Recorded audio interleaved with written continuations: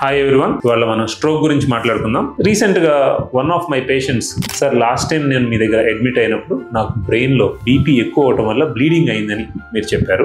కానీ నెక్స్ట్ ఒక 2 to 3 follow-ups అయిన తర్వాత నేను వచ్చినప్పుడు నాకు మీరు బ్లడ్ థిన్నర్ టాబ్లెట్ అంటే ఎకోస్ప్రిన్ టాబ్లెట్ పెట్టారు. మరి ఇది బ్లడ్ థిన్నర్ టాబ్లెట్ కదా, దానివల్ల బ్లీడింగ్ ఎక్కువ అవుద్ది కదా, నాకు ఆల్రెడీ ఒకసారి స్ట్రోక్ వచ్చింది, అప్పుడు బ్లీడింగ్ అవటం వల్ల స్ట్రోక్ వచ్చిందని మీరే చెప్పారు అని he asked me a question. But ఎందుకు నేను యాంటీప్లేట్లెట్ అంటే రక్తం పలచబడే టాబ్లెట్ ఎందుకు పెట్టాను అనేది కూడా I have to explain to him. General గా బ్రెయిన్ లో బ్లడ్ క్లాట్ అయినా సరే, బ్లీడింగ్ అయినా సరే, అది బీపీ కానీ షుగర్ కానీ ఉన్న పేషెంట్స్ లో, లేకపోతే స్మోకింగ్ అలవాటు ఉన్న పేషెంట్స్ లో ఈ రిస్క్ ఫ్యాక్టర్స్ వల్ల మనం చూస్తాం. సో దీంట్లో కొన్నిసార్లు ఏమవుతుందంటే బ్లీడింగ్ అయిన పేషెంట్స్ లో బ్లడ్ క్లాట్ అయ్యే అవకాశాలు కూడా ఉంటాయి. ఆ రిస్క్ ఉన్నప్పుడు ఈ బ్లీడింగ్ సంబంధించిన ప్రాబ్లం తగ్గిన తర్వాత మనం బ్లడ్ థిన్నర్ అనే టాబ్లెట్ స్టార్ట్ చేసుకోవాలి.